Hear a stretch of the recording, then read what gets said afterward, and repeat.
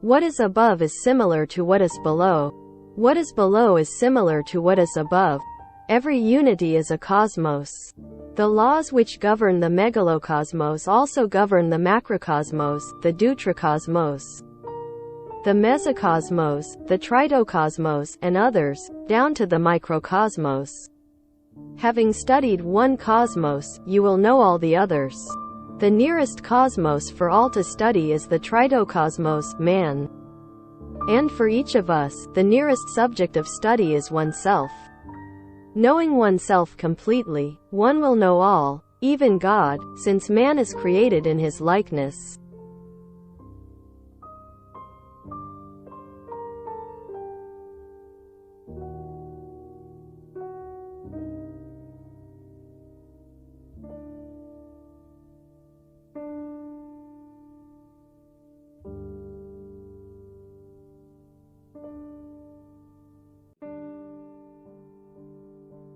After some little time, he says something to all the pupils and returns to his throne.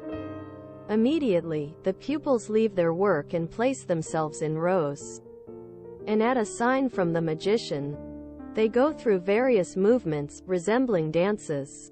The magician's assistant walks up and down, and corrects their postures and movements. These sacred dances are considered to be one of the principal subjects of study in all esoteric schools of the East, both in ancient times and present day. The movements of which these dances consist have a double purpose. They express and contain a certain knowledge, and at the same time, they serve as a method of obtaining a harmonious state of being. Combinations of these movements express different sensations, produce varying degrees of concentration of thoughts, creates necessary efforts in different functions, and shows the possible limits of individual force.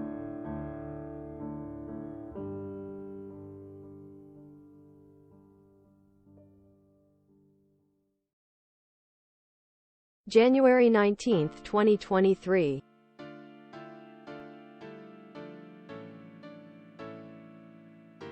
A day connected with the memory of Osho's death, 33 years back.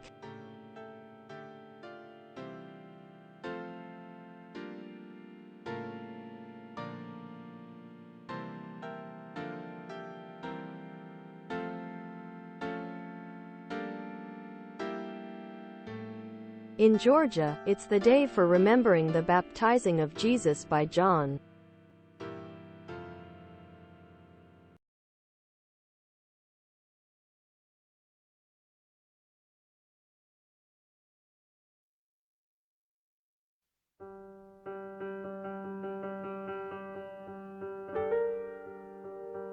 In the Orthodox tradition of Georgia and Armenia, where, apart from dogmas, some genuine sensitivity toward ideas such as Trinity, baptism, and conversion seems to be still alive, people may retain some capability to understand the sense of having to change one's constitution, hopefully in the middle, not too close to the end, to be ready finally for crossing the gap between Si and Do. Once, when commenting on the idea of repentance or remorse in relation to a passage in the Gospels according to Thomas, Osho said that this is an idea most absent from the Indian mind.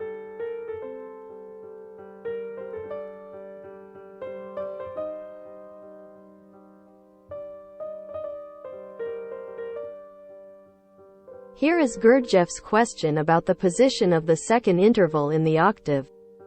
Is it between Si and Do as it usually appears to us and as it appears in the musical scale? Or, more substantially, is it experienced after Sol as suggested by the Enneagram?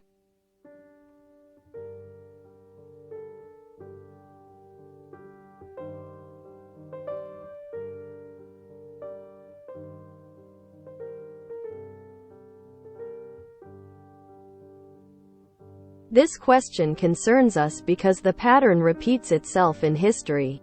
Misjudging the position of the second interval, one might be already too close to the end when one at last decides on a final drastic change of course, as might have been the case with P.D. Ouspensky.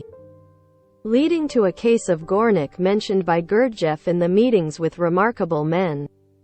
That is to say, even when someone has done his best to finish clean and clear, correcting one's position with regards to his past, others may not agree, and revive the corpse that he himself had declared dead.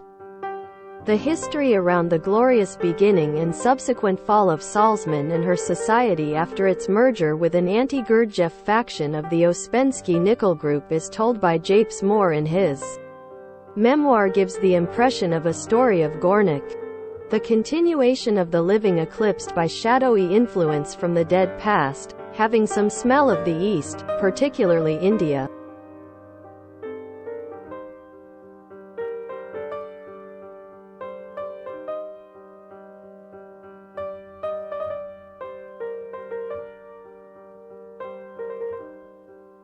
In this context, curious is the position of Osho, who also appears to have been possessed by the same influence in the last few years of his life, but not always and probably not all through to the end. His statements and gestures about what could have been his final change of course appeared as ambiguous and strange as those of Gautama the Buddha as they are recorded in DN 16, DN 26, and some other last-day suttas. This subject is made more complicated, controversial, and interesting because it concerns the unspoken background of Christianity and also of Zen. The question, why did he come from the West, in fact is relevant to both of them.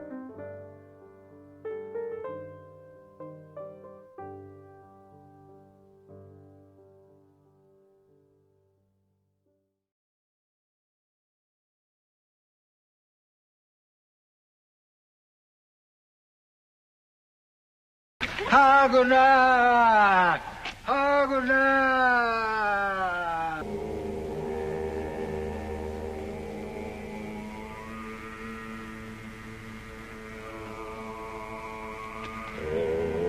He was buried yesterday. A spirit crept into him during the night and brought him here. He is evil.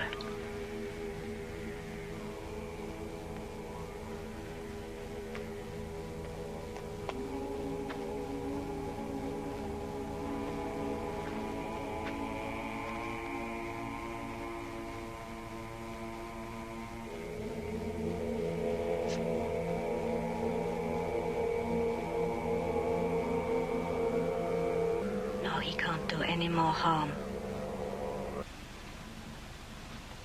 Some people say we have a soul that goes on living when we are dead, but I don't believe this.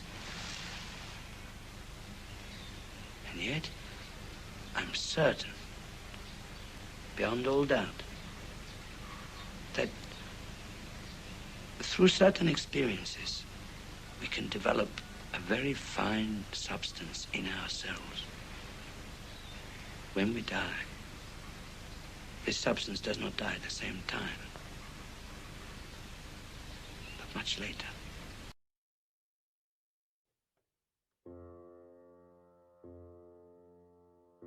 According to a rumor that circulated widely at that time and confirmed by Osho when in the summer of 1986 it was declared by G.S., one of his Indian sannyasins, the third body of Gautama, which unexpectedly did not disappear into nirvana, was in a rush to find a host because otherwise his life was going to expire, and after having been rejected by J. Krishnamurti, was expecting to be accepted by Osho.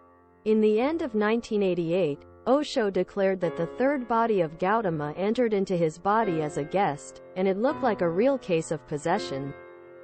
As soon after that, he started attacking the followers of Mahavira, an arch-enemy of Gautama, accusing him of life-negative teachings, leaving aside the life-negative teachings of Gautama himself. After 4 days, however, Osho declared that he kicked the old ghost out of his body. But, wasn't it dangerous to release it like that? Being desperate, what might not it have done after that? Possibly in Japan.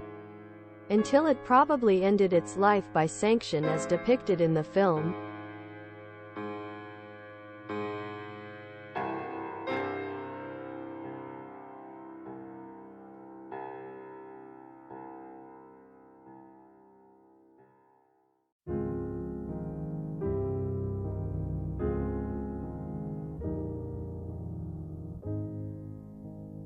According to the brochure, one of the primary subjects of lectures at the Gurdjieff Institute concerned the question of, is India really the land of miracles?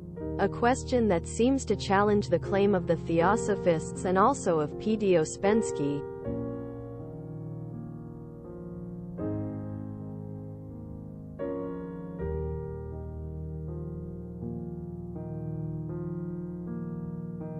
It seems that India attracts seekers because it retains memories of ancient knowledge, but disappoints them because of its historical indulgence in the misuse and distortion of the same knowledge.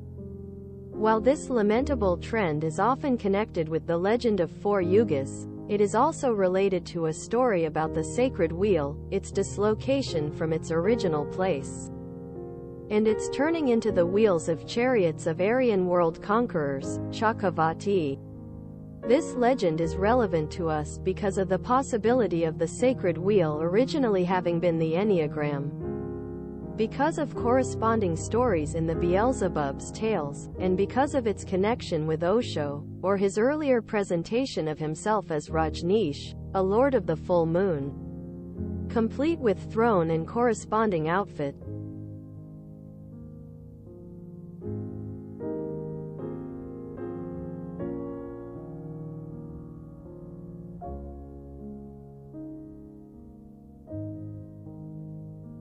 The Beelzebub's Tales to His Grandson by Gurdjieff contains many stories related to this subject, starting with a story of Atlantis, where, when people had finally become more or less free from the aftereffects of the organ Kunda buffer, they began to see universal truth.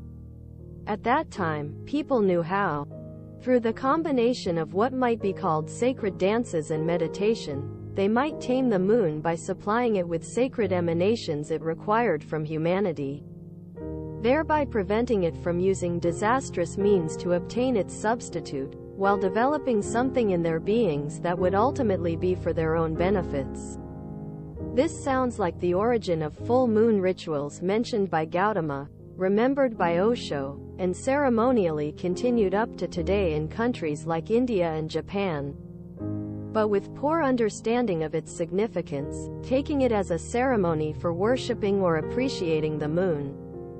I suppose that it could have been the memories of Atlantis that made Osho ask sacred dances be performed on his last birthday at his commune, in Gautama the Buddha Auditorium.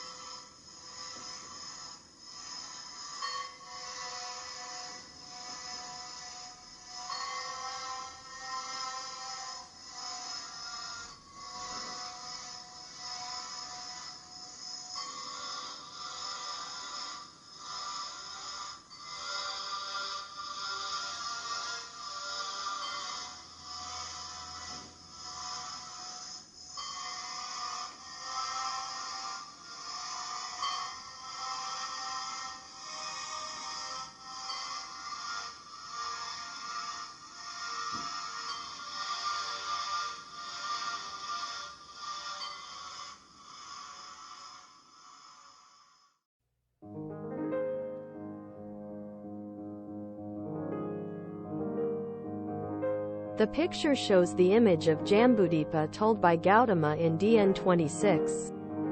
It represents the dream of India being reborn in distant future as another Atlantis after the degeneration of Aryan teachings has hit the bottom, and an upward trend will emerge from among the individuals who have learned from painful experiences, who have learned to develop through sufferings, and have started working on themselves in small groups.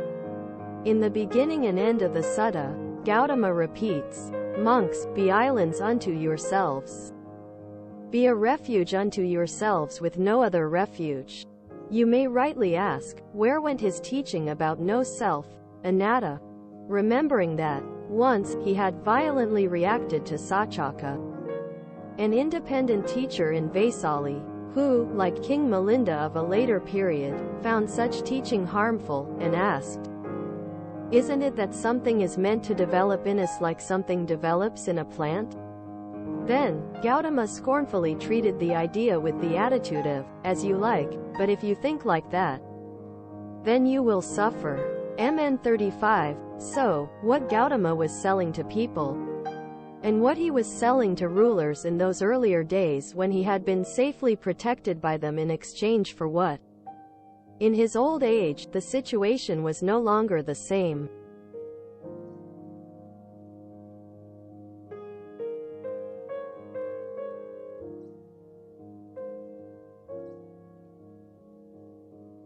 According to the Beelzebub's tales, much of the knowledge attained by humanity at the time of the Atlantis was lost with the continent. But some fragments were spread over the world with some surviving members of the Akaldan society, most of whom had escaped to the present-day African continent, which later became the Egyptian stream of esoteric knowledge, later accessed by Pythagoras, the Essenes, Jesus, and some Benedictions, gradually serving as Western and Oriental sources of true knowledge.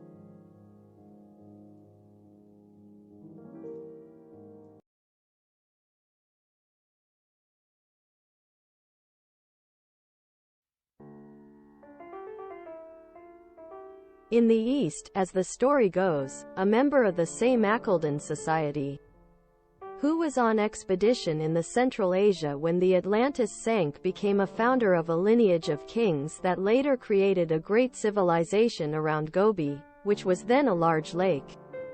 Beelzebub talks particularly of King Konuzhin in this ancient civilization of Meril-Plessis as a wise ruler who used religion for controlling the mind of people, and thus became the inventor of fantastic stories about heaven and hell. When another disaster struck the planet, turning Gobi into a desert, a main part of those people there migrated toward east. Although not clearly told in the story, Gautama appears to belong to the lineage of a smaller group that moved south. Pali scriptures contain many statements of Gautama that tell his pride in the nobility of his lineage, the purity of which he says was protected even by brothers marrying sisters, and this he calls Arya, basically a militant race. His assertion about its superiority over Brahmins was what is often misinterpreted as humanitarian rebellion against Manu and against the caste.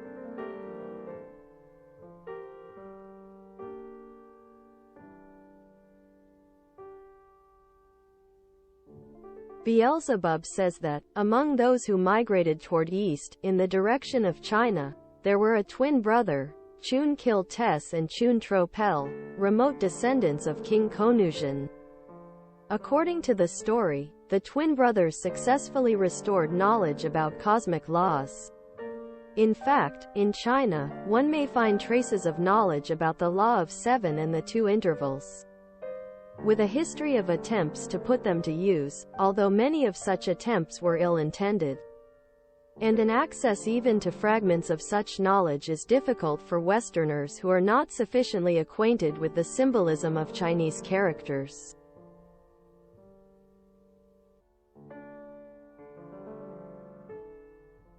Thus, some fragments of true knowledge from the Atlantis were carried into ancient India. Then, returning to stories by Gautama, what he called the dislocation of the sacred wheel, DN 26, began as Following the example of King Konuzhin, true knowledge was mixed with inventive theories that were made up to control the mind of people in a manner convenient to Aryan rulers.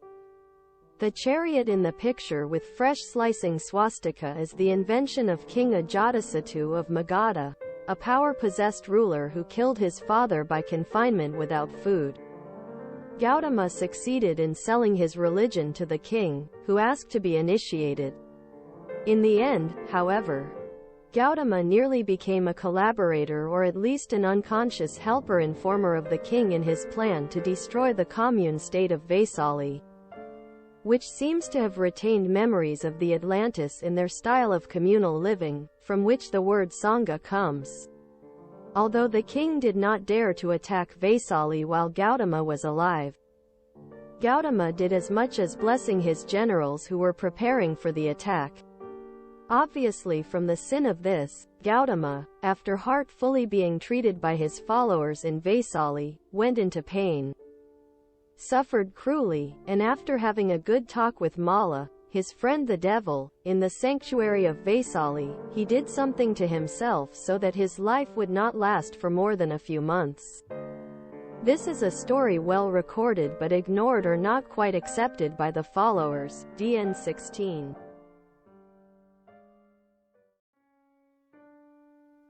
The fateful first meeting between Gautama and Ajatasattu is described in DN 2, complete with how Gautama answered the question of what can be so good about being a monk. Gautama is reported to have answered that a monk happily does not have to work as he must be supported by the state, and then enumerated other benefits like becoming immortal by developing subtle bodies, enjoying blissful states, and gaining miraculous powers such as walking on water. The meeting took place on the Buddha Purnima day, a celebrated day in the tradition of India, but it is connected with the legend of the sacred wheel and the claim of its ownership by Aryan rulers. So its sacredness is of a mixed kind. Gautama and 1,000 of his followers have gathered at a large pavilion in the mango grove owned by Javaka, a physician servant of the king. On his advice, Ajatasattu decides to meet Gautama on this celebrated day. As he approaches the pavilion, he is scared by silence, so unusually deep, considering that there must be 1,000 of them. These descriptions, combined with the sense of sacredness and the sense of death being around, cannot help some of us associate the scene with what we experienced at the Gautama the Buddha auditorium near the end of Osho's life and for a certain period after that.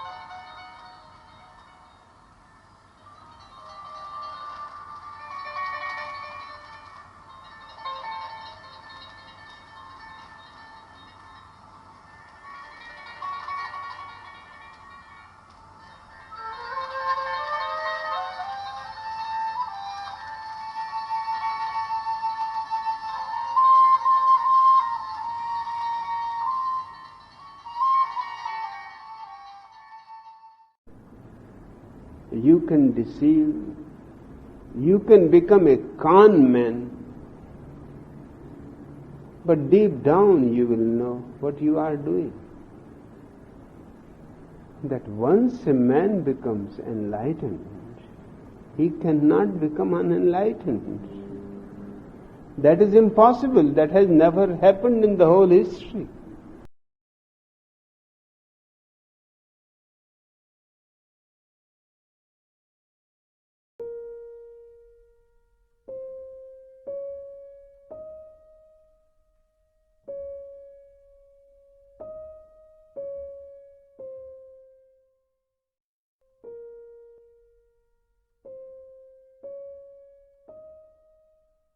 As the Enneagram slipped from its original position and turned itself into the Dharma wheel of Gautama, knowledge about the inner working of the wheel was lost.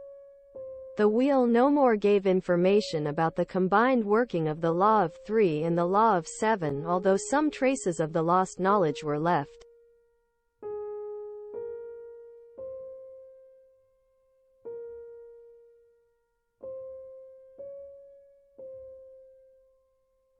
Most well-known is the theory of 5 skandhas used by Gautama as a base for the theory of no self, that there is nothing in man other than empty mechanical processes. But what a strange negative conclusion. Mahayana Buddhists came to joke about it with the Heart Sutra. From this same theory, one may derive something much better. The schematic approach to observing oneself by Belkultasi, the founder of the Akeldan Society. The principle of CONH.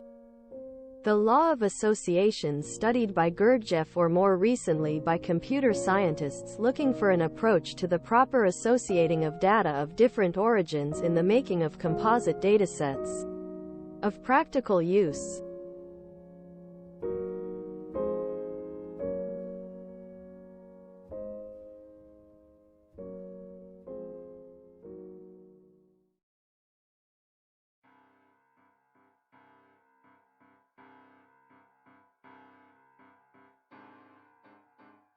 Gautama's presentation of the theory in that manner, as well as the idea of no self, are likely to have been an attack to the teaching of Mahavira, appearing as Nagantha in scriptures, whom Gautama is reported to have killed. According to MN 56, Gautama had an argument about 3 kinds of violence with followers of Nagantha. Violence by stick, by words, by will. Which is most terrible? When they said that physical violence is the worst, Gautama laughed, and then demonstrated that psychic violence could be most terrible. Exercising psychic power over one of Nagantha's followers, Gautama embarrassed Nagantha so much that he vomited hot blood. Nagantha then died. In revenge, Nagantha followers killed Moggallana by beating him up by stick. Gautama's followers say that it was because of his karma from previous lives that Moggallana had to die like that. His own karma and not of Gautama? What a paragon of self-complacency and non-repentance.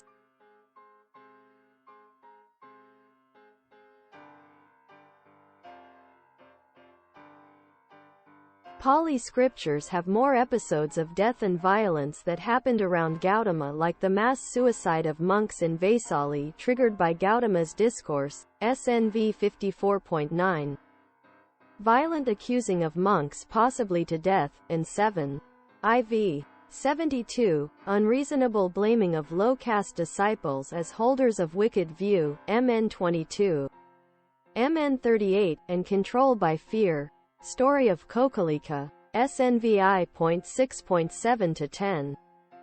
Unconstrained recording of such stories indicate that, before a different image was spread by later Buddhists, Gautama was revered for his strength and power, presenting an image of an invincible warlord in the spiritual realm, and as such, attracted followers and enjoyed friendship with kings.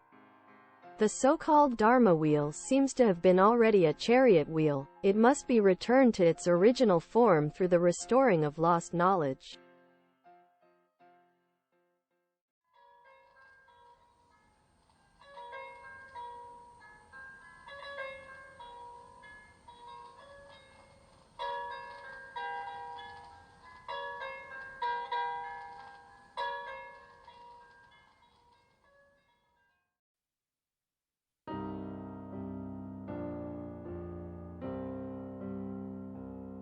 1. The self-deception in which a man lives, who considers even his most mechanical actions to be volitional and conscious, and himself to be single and whole.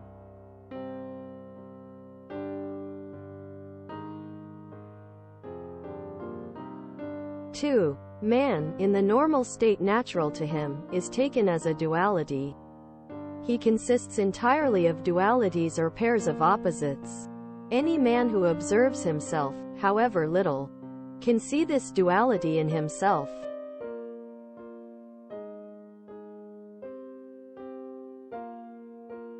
Awareness of 2. All man's sensations, impressions, feelings, thoughts, are divided into positive and negative, useful and harmful, necessary and unnecessary, good and bad, pleasant and unpleasant. What is victor today is the vanquished tomorrow. What guides us today becomes secondary and subordinate tomorrow. And everything is equally mechanical.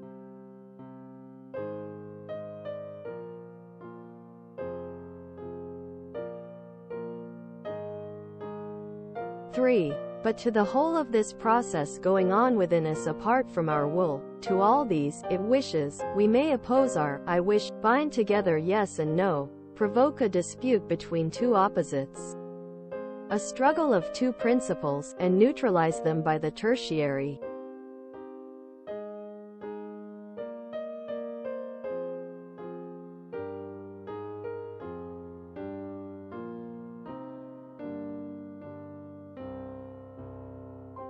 Two turning into four. A great dispute, if it is not purposeless, must give a result, a conclusion and an effect, and then four elements will be available. Yes, no, dispute, result. That is the transmutation of the binary into the quaternary.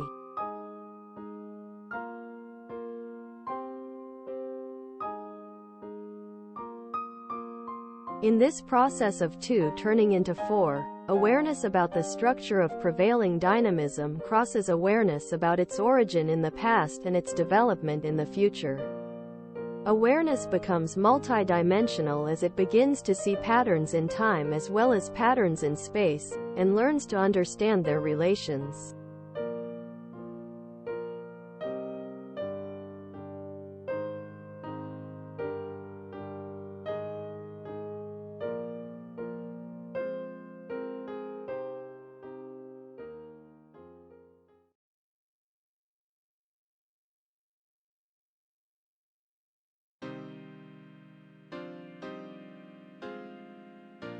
The practice of the movements is obviously designed to provoke the development of awareness in such manners. And the scenario of the struggles of the magicians follows the pattern explained above of focusing on one hand a relation between man and woman, and on another hand the different futures that it will bring depending on a choice regarding the force that may bring them together. Catherine Mansfield tried the same pattern firstly with experimental pieces like Mr. and Mrs. Dove, and then applied it to At the Bay, to be read after Prelude, with deep insights into the significance of the cross.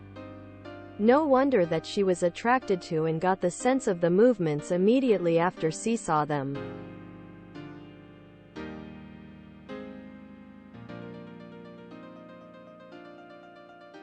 Is the development of awareness in this manner supported by what is generally referred to as meditation in the East? As a matter of fact, not in the classical sense of meditation, as it seems to be more interested in the control of awareness for the ultimate goal of self-complacency. The movement of consciousness in time and the sensing of duality can easily disturb it, as pointed out by J. Krishnamurti with considerable negativity.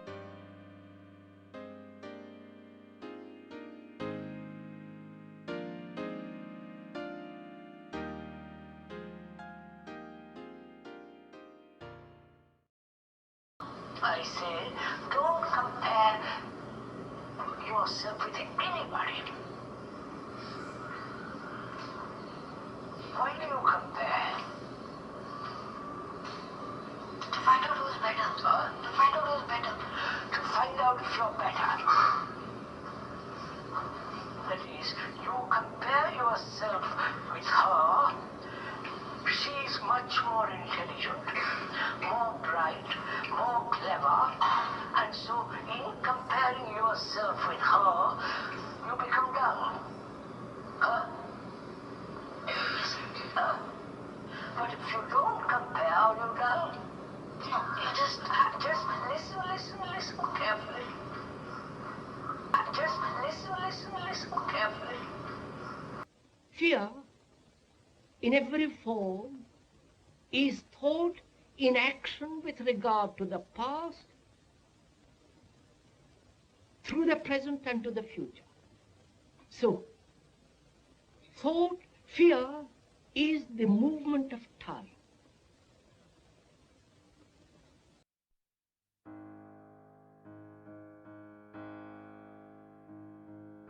Was it also like that around Osho? It was of course not entirely like that, as some people were bound to be provoked to explore beyond such limits in wild, dynamic situations that happened around him, although he himself spoke of such ideas among many others. But, in the final period of his life, the impacts of what happened in America seemed to have caused Osho to shift his perspectives mostly into the framework of opposing the West by a vision he formed around meditation, Buddha, Zen, and so on. Then, as he starts prescribing solutions to world, human problems with what appears to me as a poor grasp of reality, a disturbing question arises in me of whether he is in meditation or what he calls mind.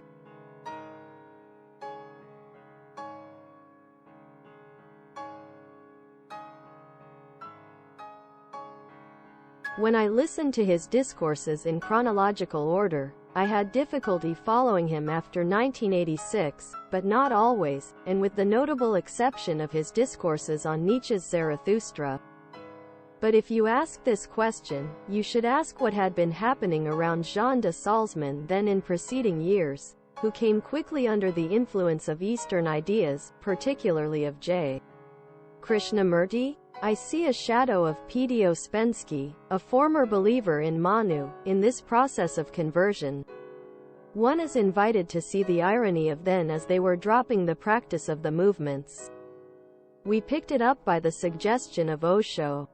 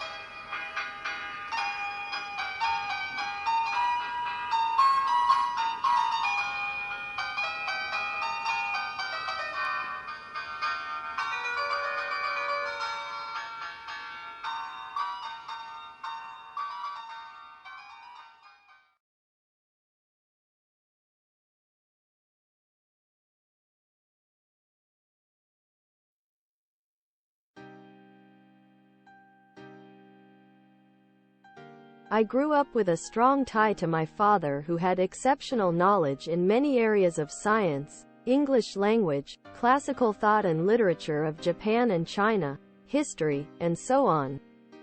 I absorbed many things from him in the form of stories.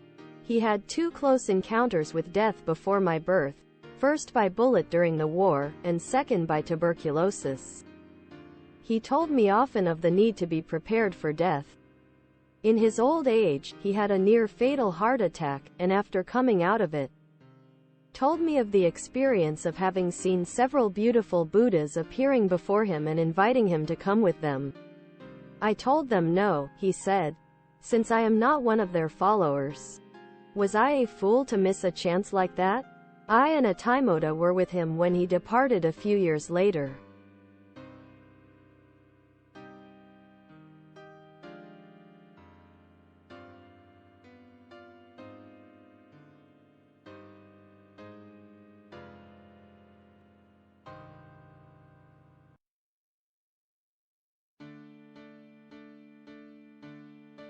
I was exposed to Zen in my childhood at a nearby dojo run by a group that had the history of having been started in 1875 by the initiative of Master Swordman Tetsu Yamaoka and liberal thinker Choman Nakai with support from the abbot of Engakuji.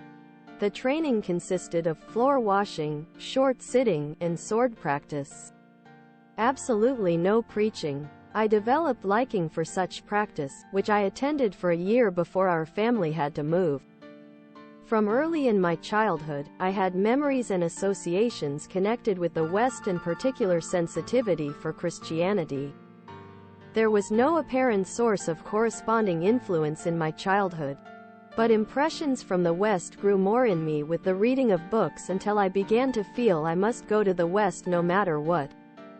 Then I obtained a sponsorship to spend 10 months in America from 1977 to 1978 by passing a test I would never have passed if not for a coincidence like the one experienced by J.G. Bennett when he felt he had to go to Turkey no matter what. I was then aged 16.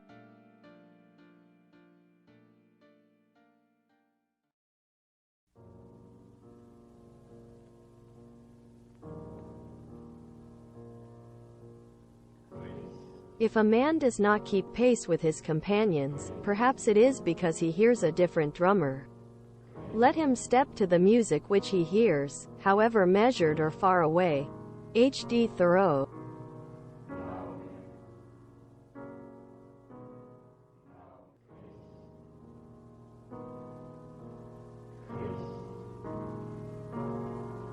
The 10 months in America overwhelmed me with new impressions mixed with shame of various reactions I inadvertently made to new situations. I wanted to die and get reborn.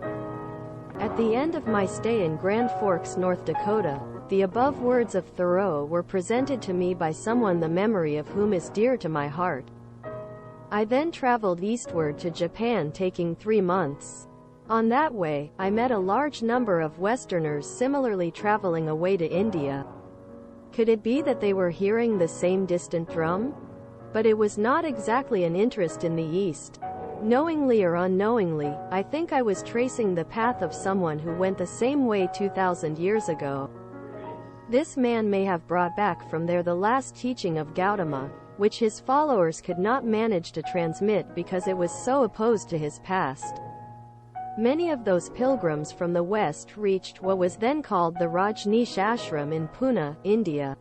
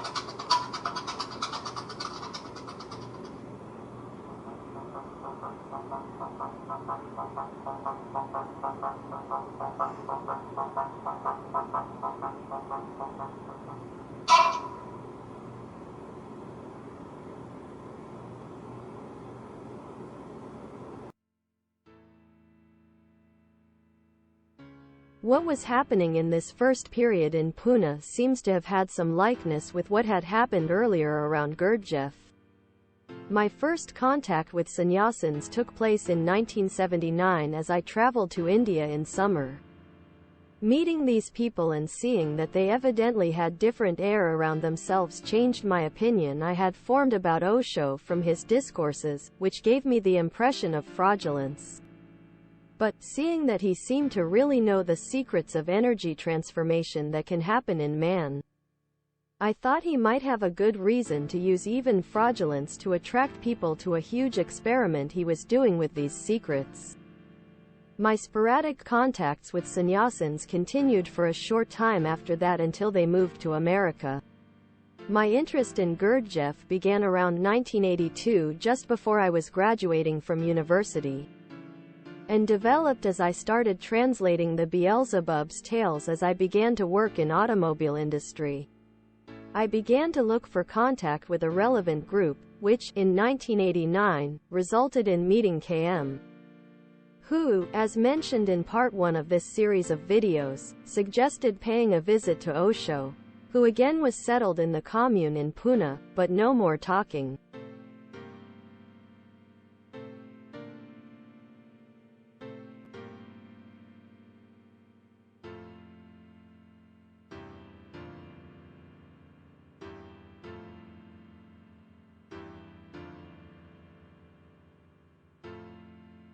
In early days, Osho seemed to have been aware of Gurdjieff's experiment at the Institute and modeled his ashram after it. In more than several discourses, Osho presented his approach as something close to his without really mentioning his name. Jean de Salzman read one of them and is reported to have spoken favorably about it. Osho then often spoke of the growth of man through dialectics. I think that a focus on sex and the transformation of its energy, and sincere explorations in the related areas of body-mind dynamism, served as a healthy base of inner pursuit, preventing it to fall into the death trap of self-complacency.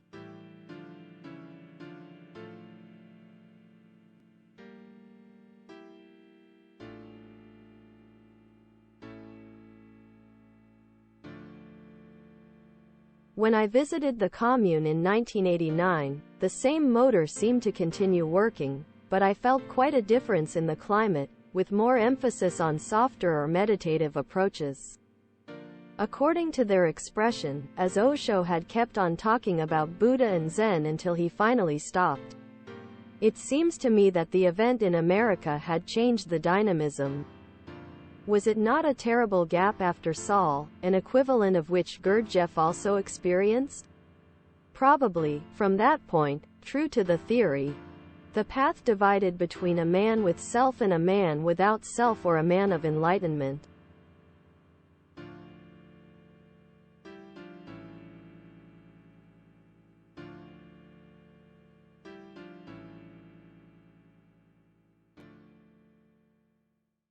Many of you may not have been here if Gurdjieff and Ouspensky had not existed. My path is totally different. Their path never crosses my path.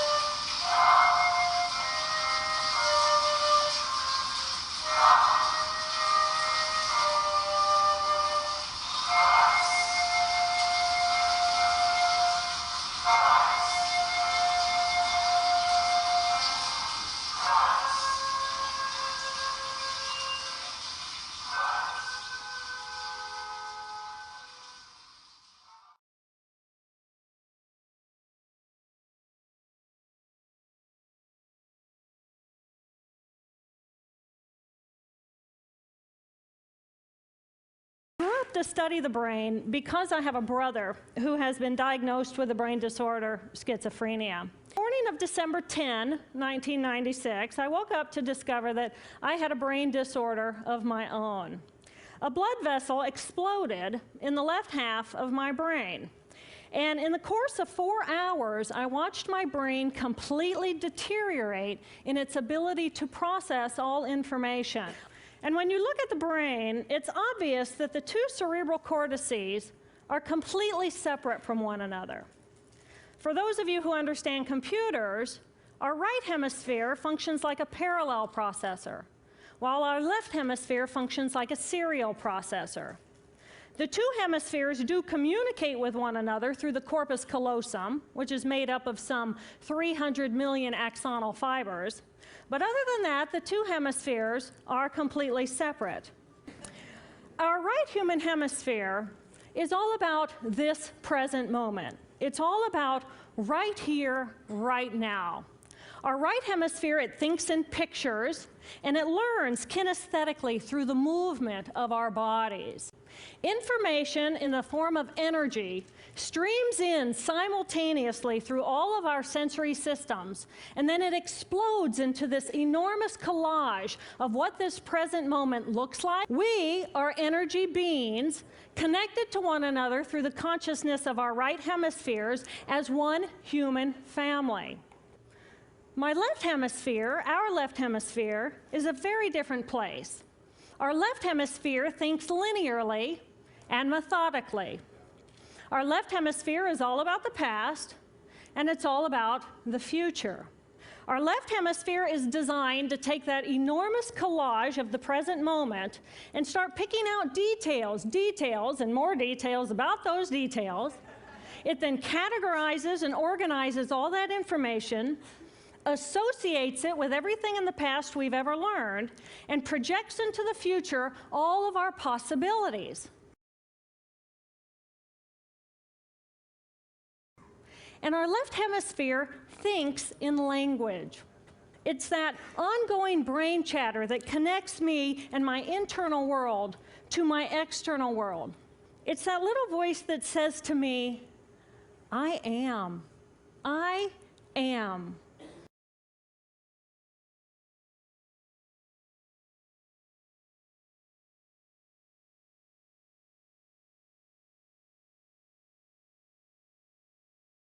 Esoteric space where I'm witnessing myself having this experience. And I realize that I can no longer define the boundaries of my body. I can't define where I begin and where I end, because the atoms and the molecules of my arm blended with the atoms and molecules of the wall. And all I could detect was this energy. And I'm asking myself, what is wrong with me? What is going on? And in that moment, my brain chatter, my left hemisphere brain chatter, went totally silent. Just like someone took a remote control and pushed the mute button, total silence. And at first I was shocked to find myself inside of a silent mind. But then I was immediately captivated by the magnificence of the energy around me. And because I could no longer identify the boundaries of my body, I felt enormous and expansive. I felt at one with all the energy that was, and it was beautiful there. And then all of a sudden, my left hemisphere comes back online, and it says to me, hey, we got a problem, we got to get some help. And I'm going, oh, I got a problem. So it's like, okay, I got a problem. But then I immediately drifted right back out into the consciousness, and I affectionately refer to this space as La La Land. And I felt lighter in my body. And imagine all of the relationships in the external world and any stressors related to any of those, they were gone.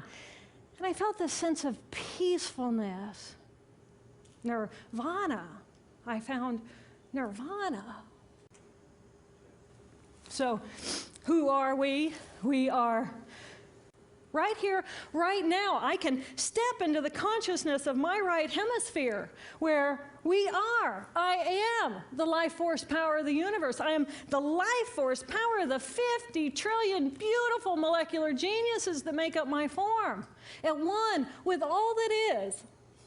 Or I can choose to step into the consciousness of my left hemisphere, where I become a single individual, a solid, separate from the flow, separate from you.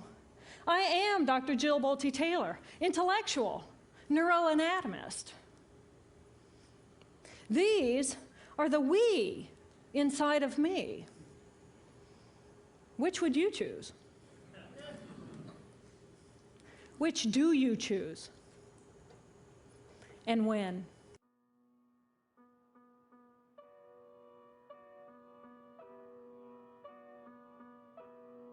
Does not the right hemisphere seem to have its own self, assertiveness, and investments behind its pretense of togetherness and nobodyness? And is not its greatest investment the protection of this egoless one? Possibly from the sense of responsibility, unworthiness, or remorse. How such feeling can occur to a man of no self.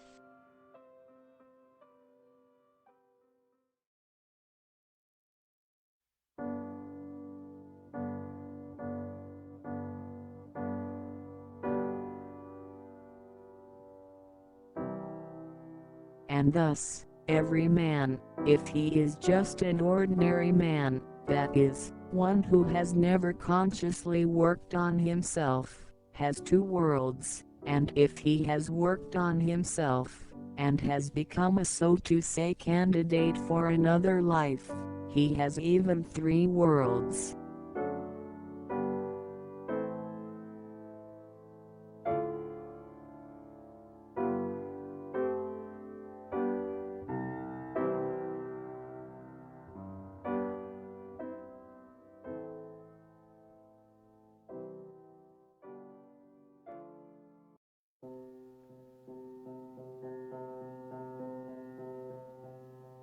This story is from Amio-ji, Master of Duality, Volume 10, 2001, by Reiko Okano.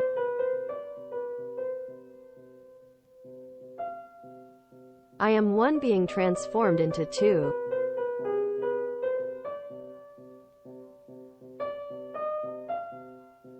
I am two being transformed into four.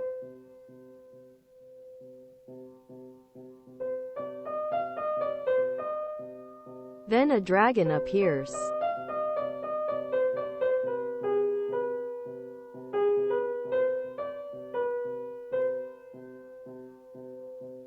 A dragon is the symbol of a real man, a holder of a jewel or the soul, which are pronounced similarly in Japanese.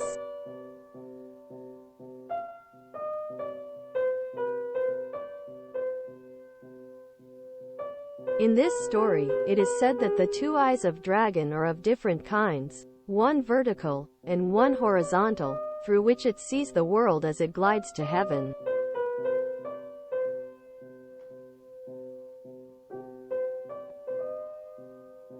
In this particular story, Amnio-ji, the master of duality, uses a movement, a kind of masked dance, to attract the attention of a dragon so that he may steal the jewel.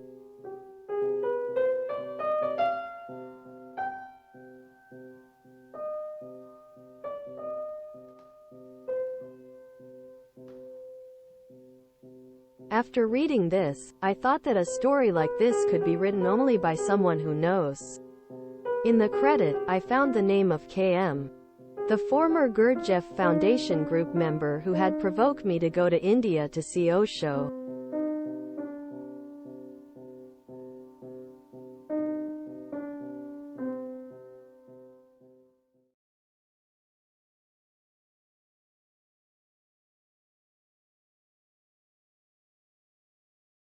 The East has never been interested in history.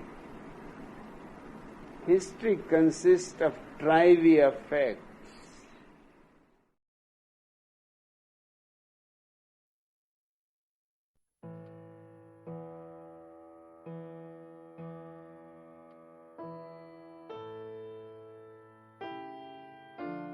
The same thing happens in all spheres of human activity. In literature, science, art, philosophy, religion, in individual and above all in social and political life. we can observe how the line of the development of forces deviates from its original direction and goes, after a certain time, in a diametrically opposite direction, still preserving its former name. A study of history from this point of view shows the most astonishing facts which mechanical humanity is far from desiring to notice. Gurdjieff, as quoted in Chapter 5, In Search of the Miraculous.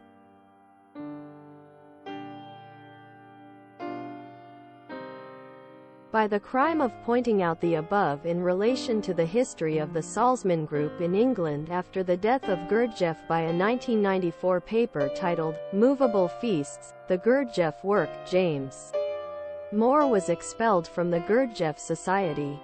History is certainly a touchy affair. But, if they expel a group member like that, they sooner or later have to quit the practice of the movements because it also concerns the penetration of awareness into the realm of time, and someone who is sufficiently trained in it may start seeing such patterns in time one after another.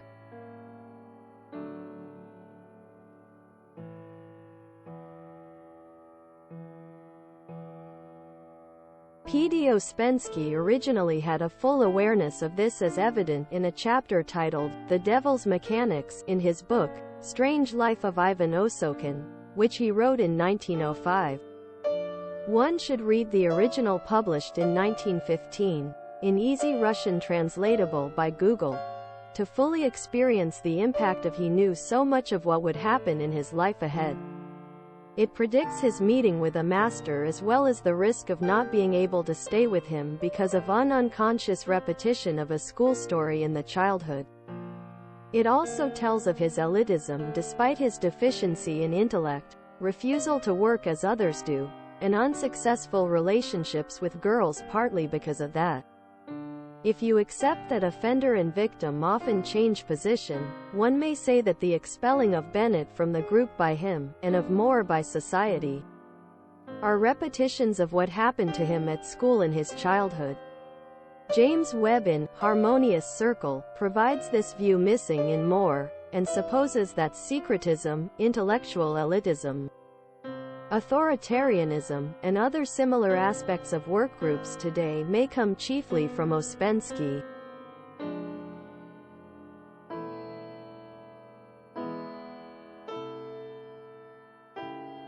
In the next 10 years, Ouspensky established himself with a whole set of paraphernalia to compromise with this disturbing awareness and started selling it to others. Main sources of influence were Kant, pseudo-mathematics, India, and marijuana smoking. Nothing is more mistaken to say that searches in these areas prepared him for Gurdjieff. Ouspensky did not believe in the linearity of time and immortality, so how a teaching on developing oneself can be of any meaning to him.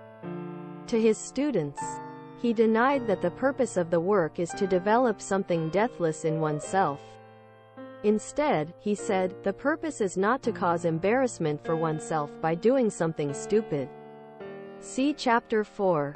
The Fourth Way. As a result, did he get free from the terrible recurrence of events in time or attained immunity to time?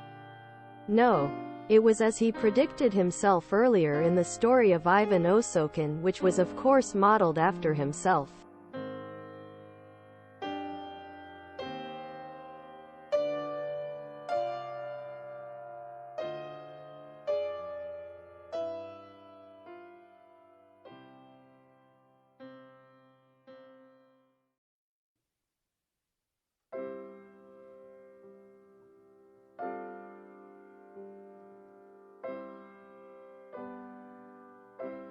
In early 1947, P.D. Ouspensky returned to England alone from America where he spent the wartime, leaving behind Madame Ouspensky, who is often praised of her contribution to what happened later but in fact can be seen also as the chief culprit in making a Gornik out of what was left by her husband and thereby bringing the whole work heritage into ruin.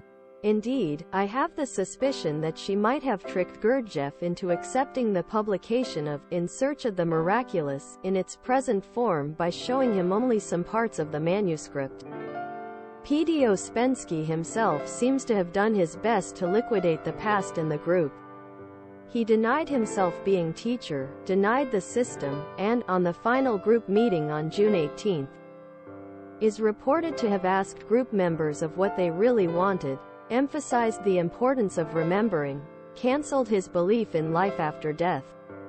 He died on October 2. An English version of Ivan Osokin, with modified ending, was published soon afterward, which seems to be the real last message of him rather than In Search of the Miraculous and his lectures, which he probably did not want to be published.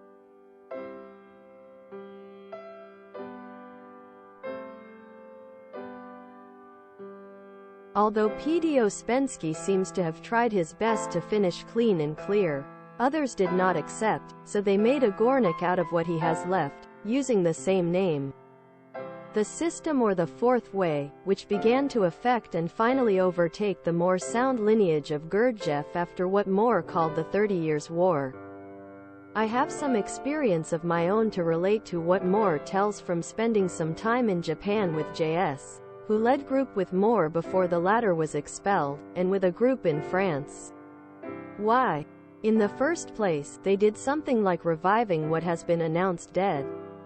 Because the system has become a profession with them, as it did for Ouspensky. Particularly for the group of Maurice Nicoll, who had sanctified the system with his favorite expression, "The system teaches."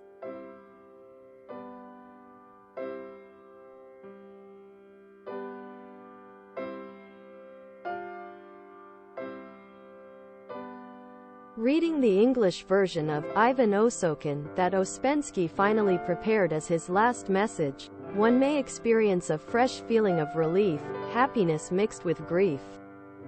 From the recognition of he is finally back to himself with normal humanly feelings. The same is felt from the title and content of Moore's memoir, Gurdjieffian Confession, a self-remembered, combining it with the words of Henriette Land's to him. "Don't kill yourself," uttered as he hurried to a special movements class organized in preparation for movie shooting.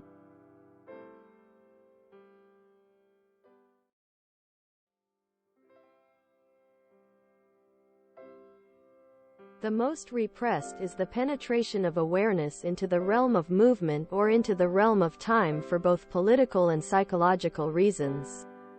In the East, the suppression has often been practiced in the name of awareness. Be aware, watch out for the movement of consciousness in time. With words such as fear, worry, desiring, and judgment, they condemn the movement of consciousness in time, regarding them as disturbance to what they call awareness or meditation. What they call training in awareness, therefore, can often be suppression of awareness or its penetration into the realm of time. When this is practiced methodologically or becomes like obsession, does not it dull one's intelligence and sensitivity, preventing the arising of feeling like the one described as follows by Catherine Mansfield in her last completed short story?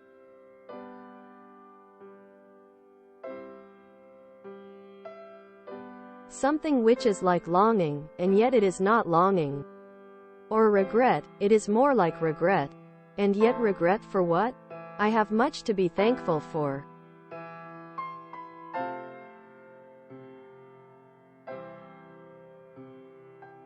This feeling was called remorse by Gurdjieff, and became known to Japan by the name of Mano no Ewala, pitifulness of bearing consciousness while bearing the property of things.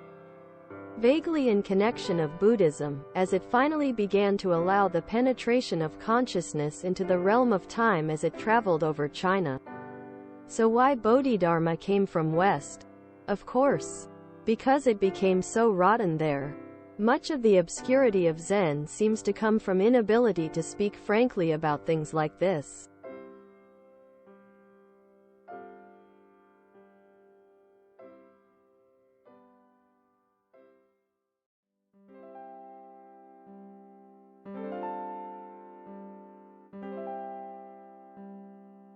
On April 10, 1989, Osho gave the 10th discourse in a series titled Zen Manifesto. In this discourse, Osho talked on Gurdjieff and his idea of objective art, defining it in his own way as something connected with meditation, while defining subjective art by connecting it with what he calls mind. Then, he talked of pyramids, Egypt and the Atlantis. After that, he addressed the koan of Bodhidharma coming from West.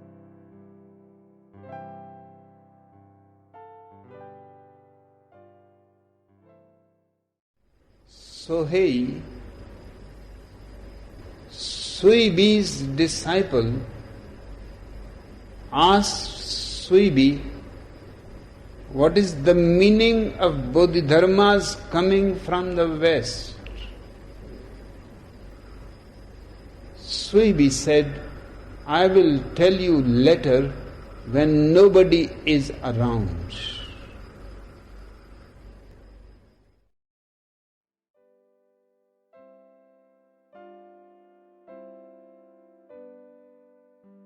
Osho then commented that, as the teaching is of nobody-ness, the answer cannot be known as long as there is somebody, including you and me. This unexpectedly became the last of his discourse. Did something occur to him in connection with this question or the way he answered it? After a few months, around July, Osho gave instructions to start up the practice of the movements in his commune and also some martial art practices in the style of Zen. Osho departed on January 19, 1990. His last words are reported to be, I leave you my dream. Many were intrigued.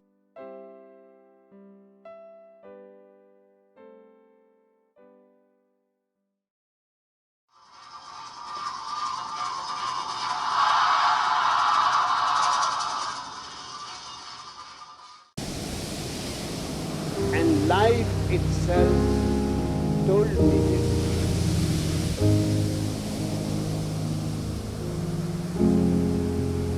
This cigarette, behold, it said, I am that which must overcome itself again and again.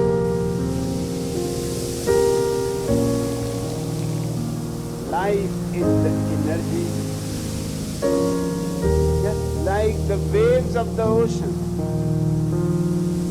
that will come again and again and go on settling on the beach, on the rock, being followed by other waves. Eternally it has been so. Life is also an invisible energy which goes on and on with only one desire, to overcome itself.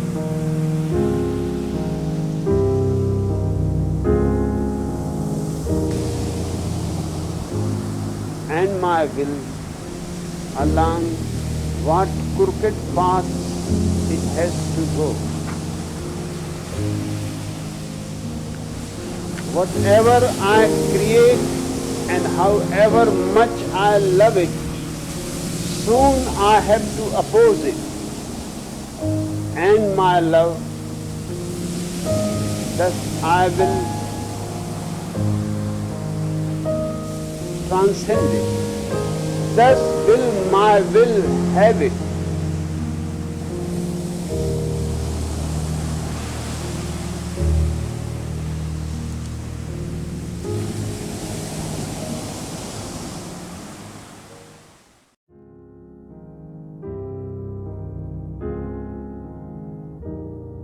A normal being wishes to live forever.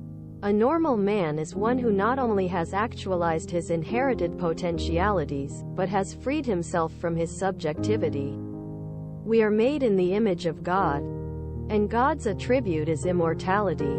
If God wishes to live, He has shared that wish with all of us.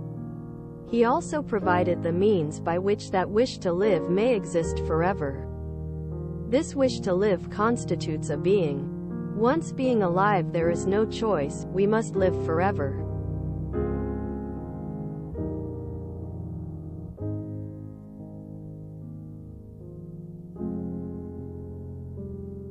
Next to awareness of this, the most important thing is time. The flow of time through us gives us our chance to extract what we can. Time is a threefold stream, passing through our three centers. We fish in this stream. If we catch enough, we have enough to create the three bodies and become enduring. Time is the sum of our potential experience, the totality of our possible experiences. Suffering is the price of endlessness. Conscious labor consists of having an objective in life, as a life aim, an aim which can be pursued the whole of your life. It does not depend on the vicissitudes of life. It is the aim for which you took the trouble to be born. You are an immortal being if you keep this aim. If you keep this aim through this life, you will have an aim strong enough to persist after this life, an aim big enough to persist through an immortal experience.